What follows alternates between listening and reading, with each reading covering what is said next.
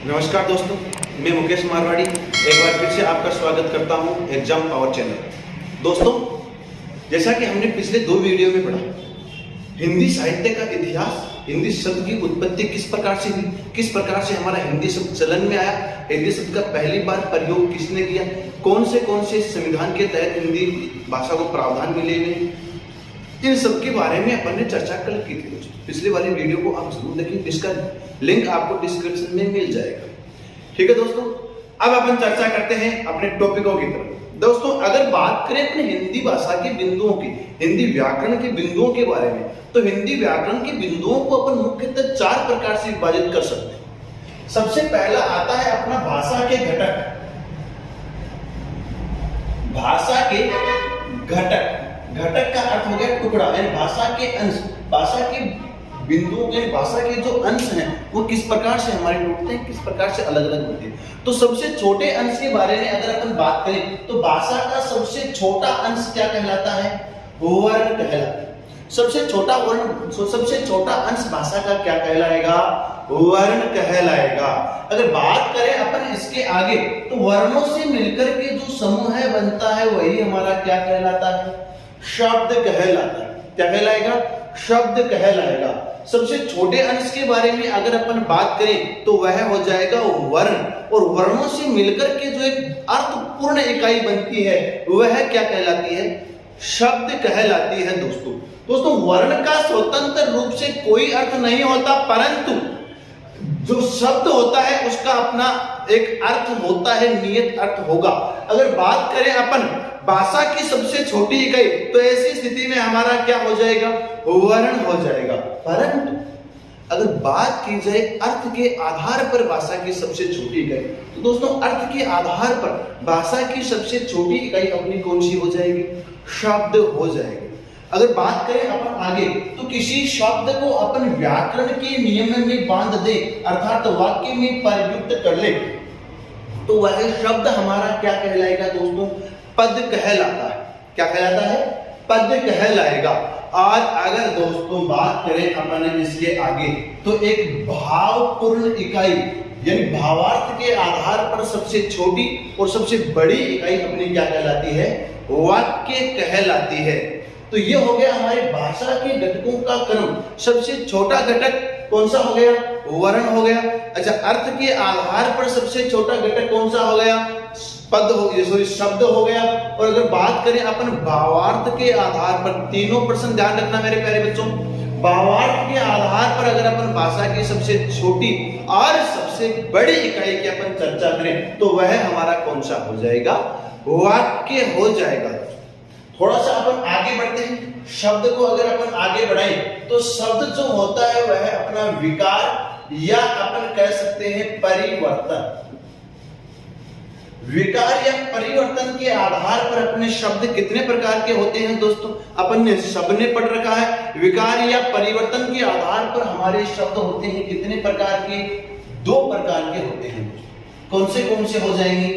एक तो आपका हो जाएगा विकारी और एक आपका हो जाएगा अविकारी। यहां से सीधे तौर पर प्रश्न पूछे जा चुके हैं दोस्तों, निम्नलिखित में से कौन सा शब्द विकारी है, कौन सा विकारी नहीं है, या कौन सा अविकारी है? अच्छा, एक प्रश्न ये भी पूछा जा चुका है कि विकारी शब्दों में किसके आधार पर परिवर्तन होता है, या अपन यूं कहें कि व्याकरण की कोटियों के आधार पर जिनमें परिवर्तन नहीं होता है वे अपने क्या कहलाएंगे? तो क्या कहलाएंगे दोस्तों?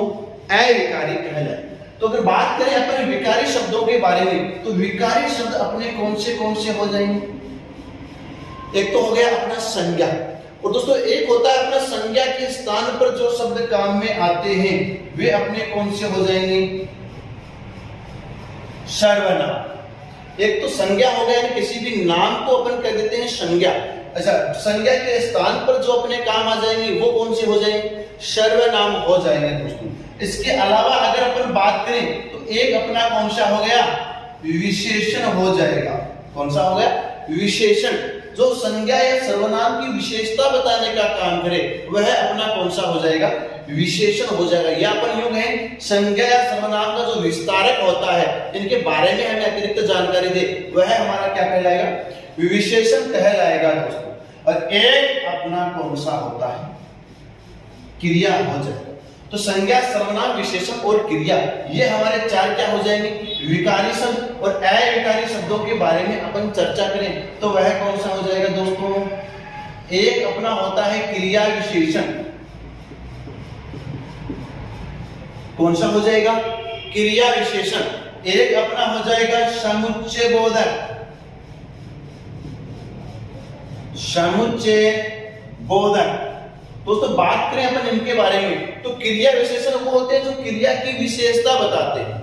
जैसे मैं कह दूं राम चल रहा है, क्रिया सामान्य रूप से क्रिया, राम यहां पर संज्ञा होगी और चलना क्या होगी, क्रिया होगी, राम चल रहा है। अच्छा, इसी को अपन थोड़ा सा और आकर्षक बनाना चाहें तो अपन कह सकते हैं राम बहुत तेज चल रहा है या बहुत मंद चल रहा है, या अपन कह सकते हैं धीरे धीरे चल रहा है। तो यहाँ पर धीरे धीरे, तेज, ये अपना क्या हो जाएगा, क्रिया विशेषण हो जाएगा। दोस्तों बात करें अपन समुच्चय बोधक के बारे में तो जो भी अपने योजक शब्द होते हैं सारे के सारे अपने क्या कहलाएंगे, समुच्चय बोधक कहलाएंगे।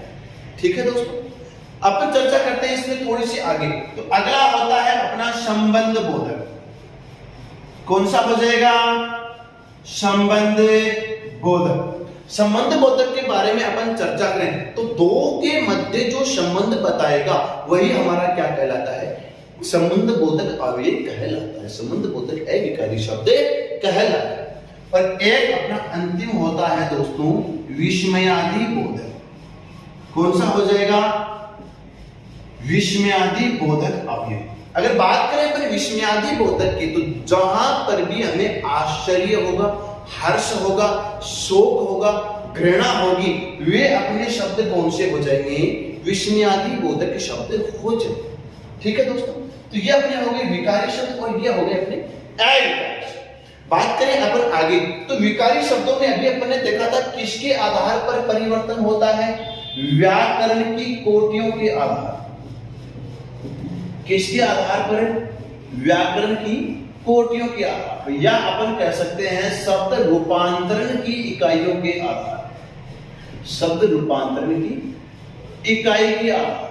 तो बात करें अपन शब्द रूपांतरण की इकाइयां तो शब्द रूपांतरण की इकाइयां दोस्तों कितनी होती हैं अपने हिंदी व्याकरण में, चार इकाइयां होती हैं मुख्य रूप से। कौन सी, एक तो अपना लिंग हो गया, एक हो गया वचन, एक हो गया काल और एक हो गया दोस्तों काल। लिंग, वचन, काल और कारक, ये अपने चार इकाइयां क्या कहलाती हैं, व्याकरण की कोटियां कहलाती हैं या शब्द रूपांतरण की इकाइयां कहलाती हैं।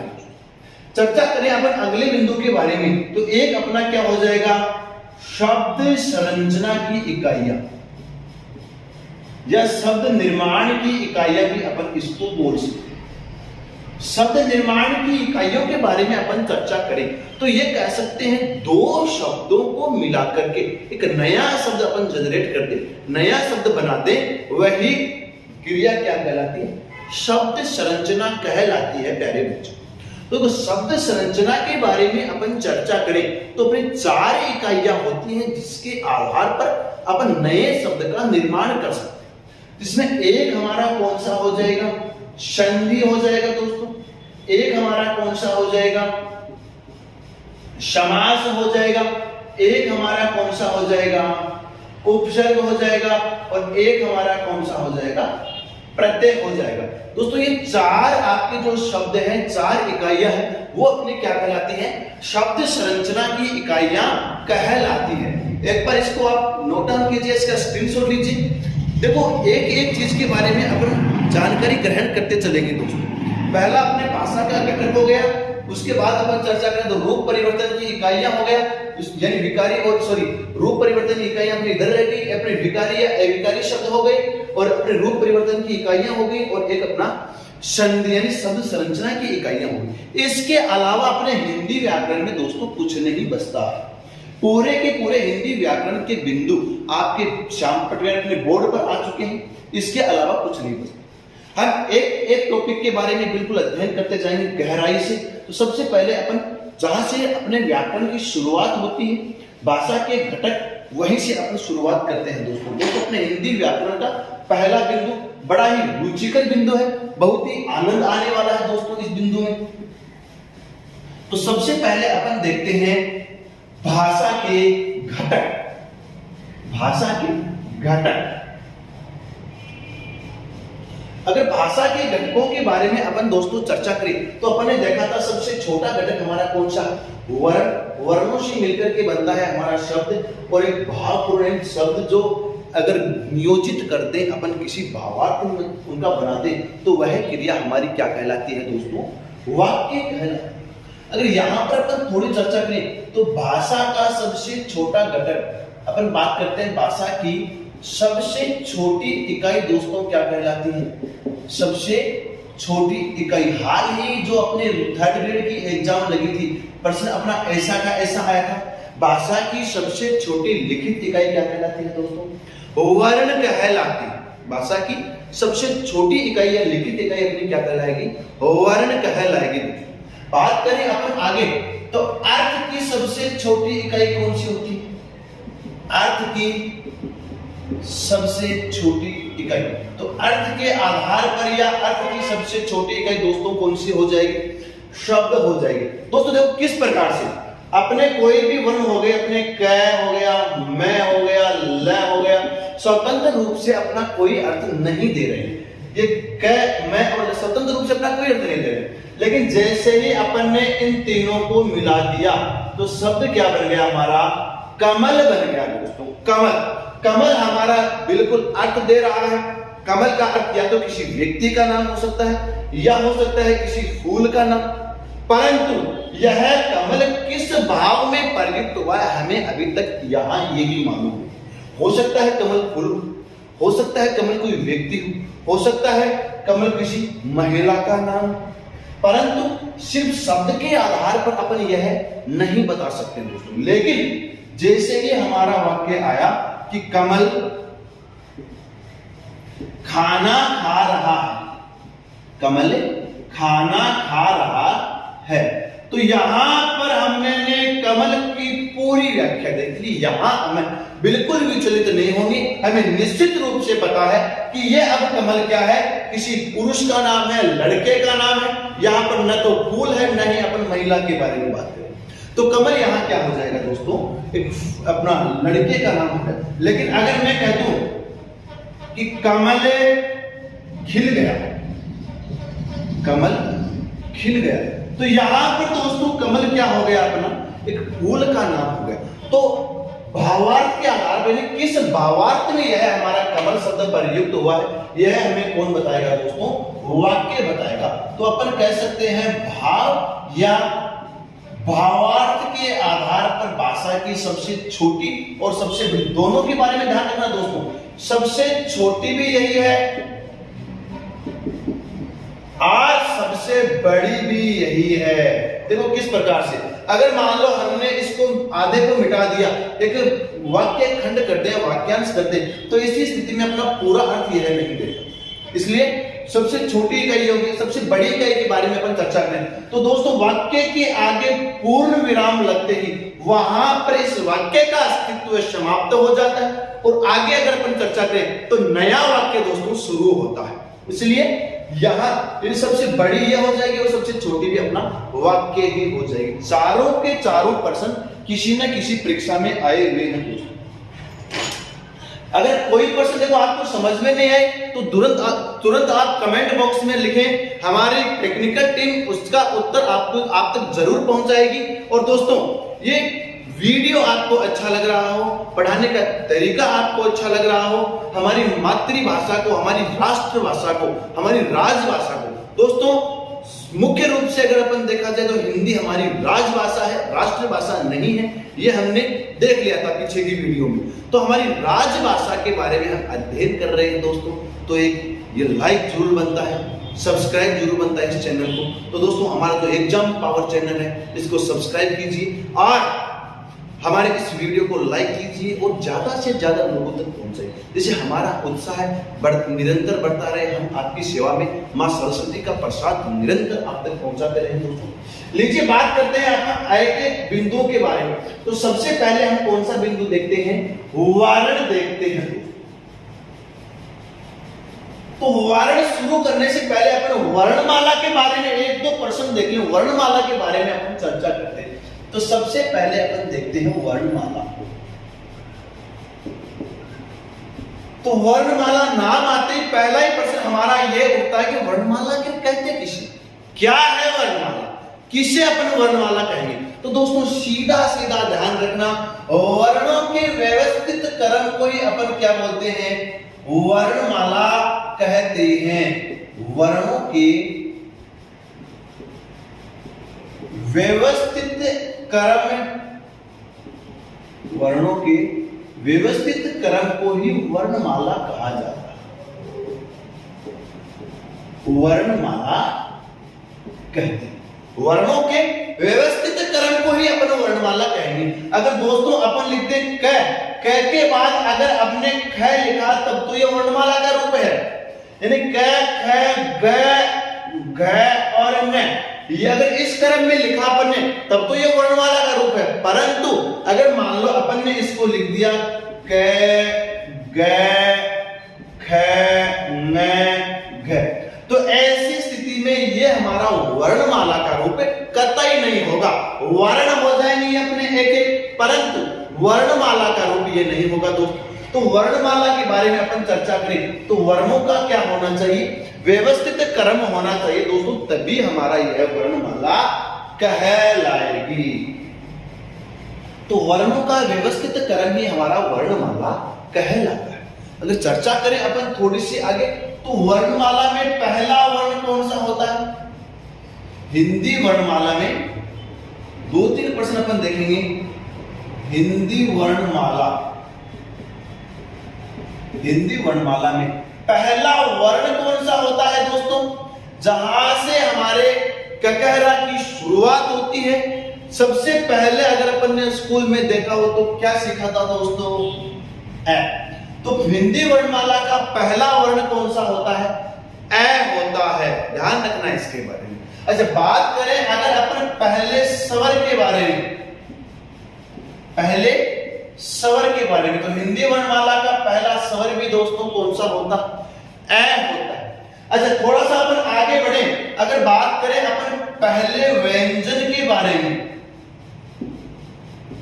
हिंदी वर्णमाला का पहला व्यंजन कौन सा होता है, तो यह हो जाएगा दोस्तों क हो जाएगा। क्या हो जाएगा, क हो जाएगा। हिंदी वर्णमाला का पहला व्यंजन हमारा क्या हो जाएगा, क हो जाएगा पहले बच्चों।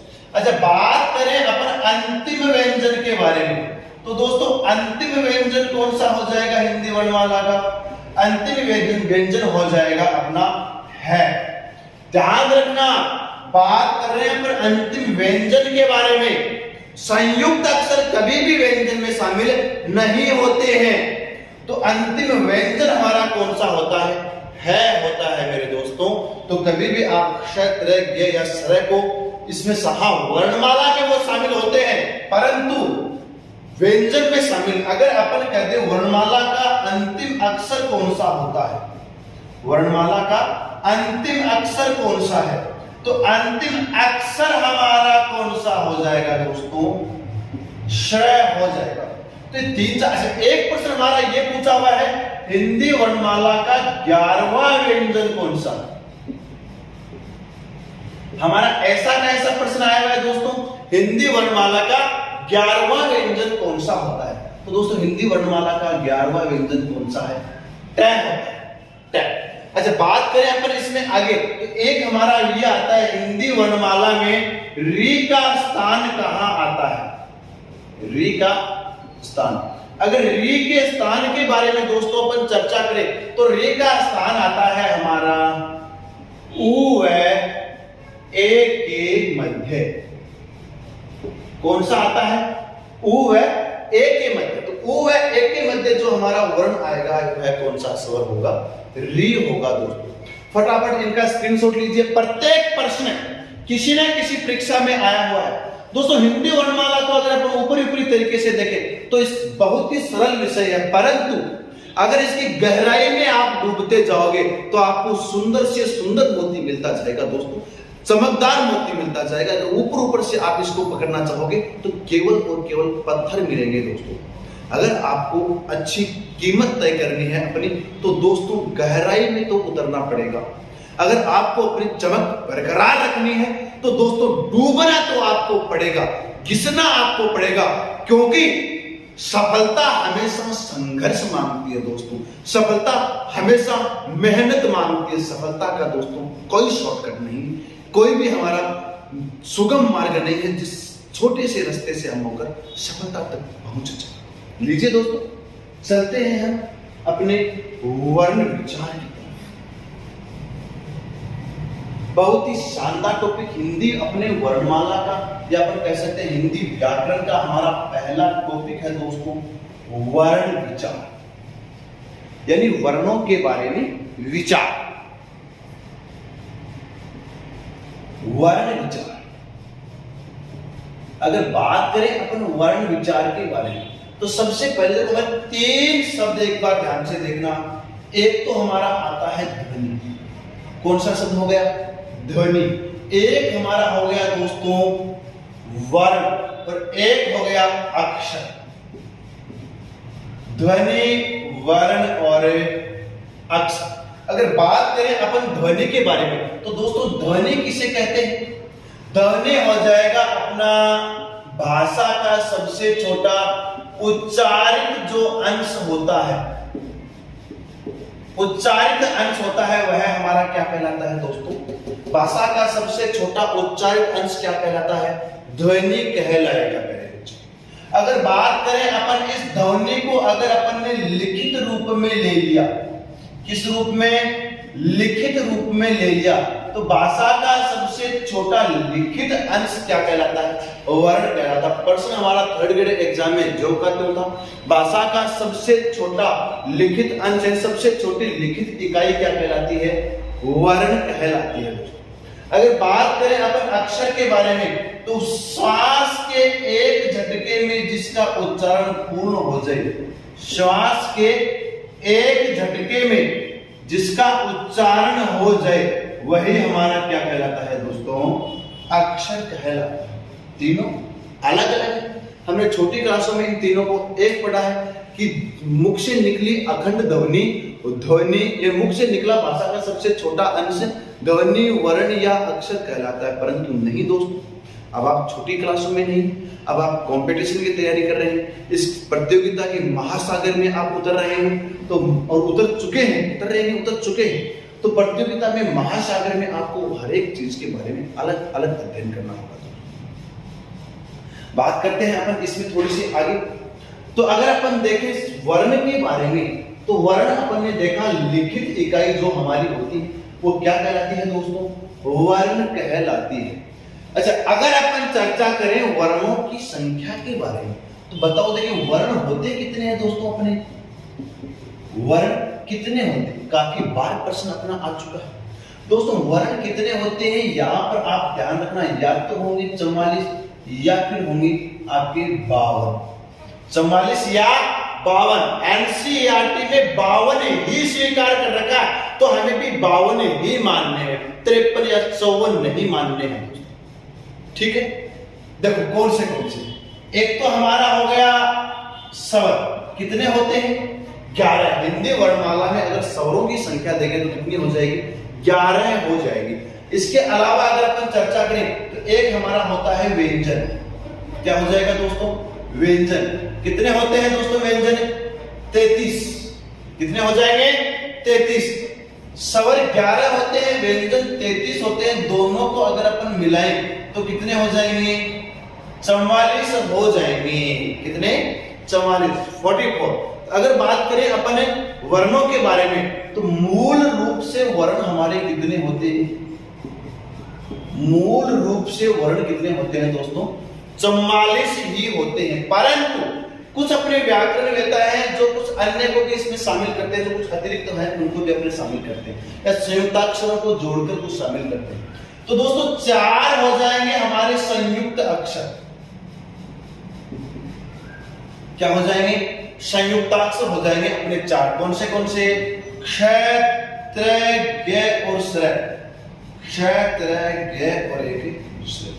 दोस्तों इनके योग के बारे में काफी बार प्रश्न आया हुआ है। क्ष किससे बना है, त्रय किससे बना है, ज्ञ किससे बना है और श्रय किससे बना हुआ है। अगर बात करें अपन क्ष के बारे में तो क्ष किससे बना हुआ है दोस्तों, क और श से बना हुआ है।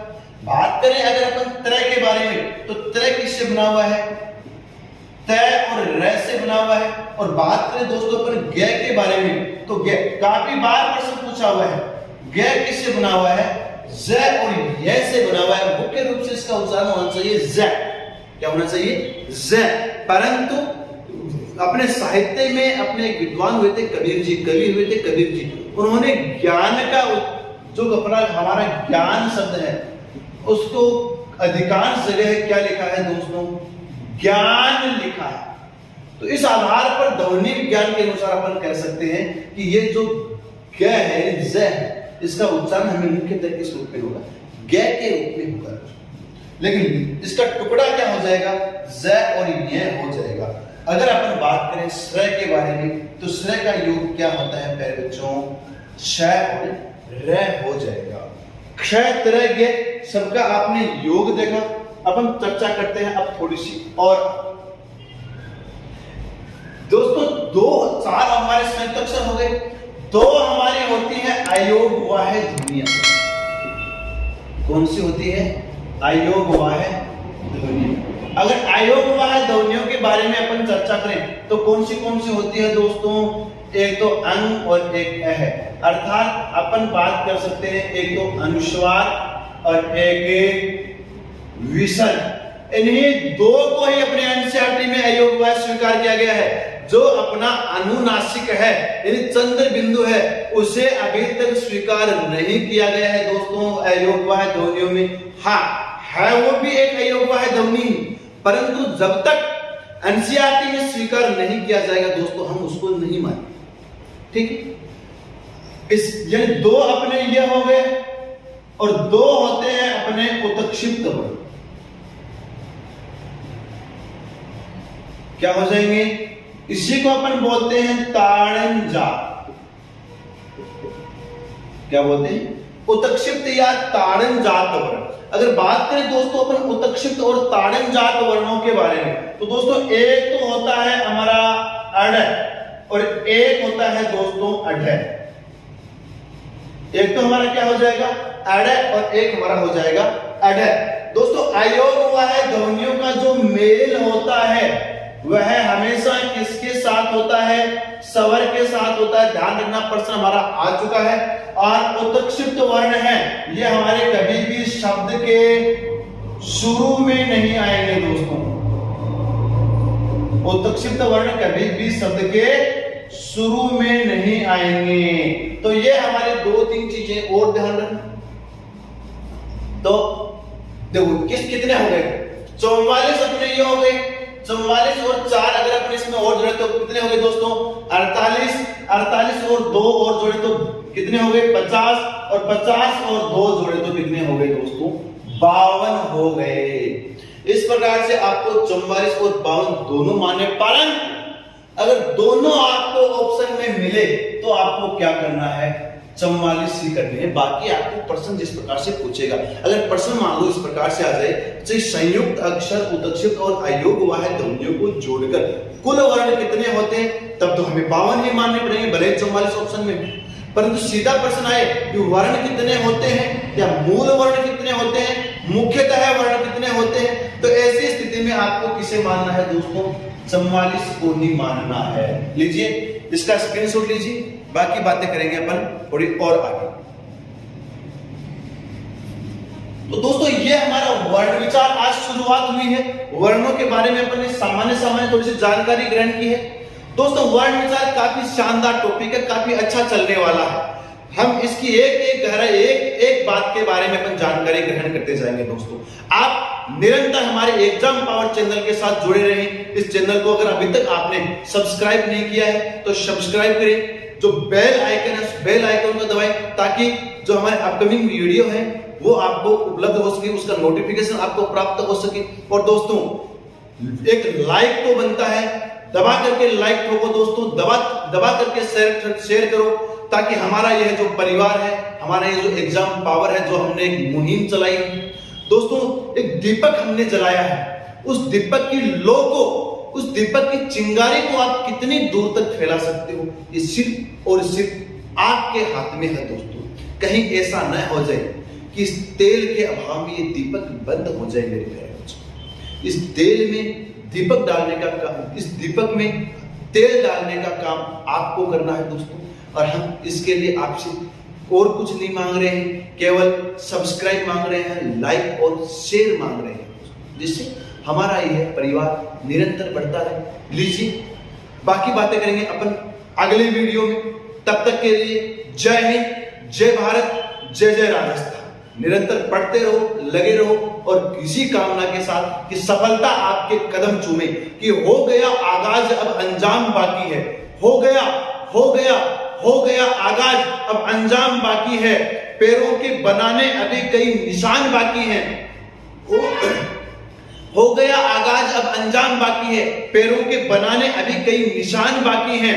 अभी तो खोले हैं हमने पर अपने, अभी तो खोले हैं हमने पंख हमने, अभी तो उड़ना पूरा आसमान बाकी है। तो दोस्तों ये आपका आसमान आपके सामने है, आपका ये फील्ड आपके सामने है। लीजिए दोस्तों अब मुझे दीजिए इजाजत, बाकी अपन बातें करेंगे कल यानी अगले वीडियो में। तब तक के लिए जय हिंद, जय जय भारत, जय जय राजस्थान।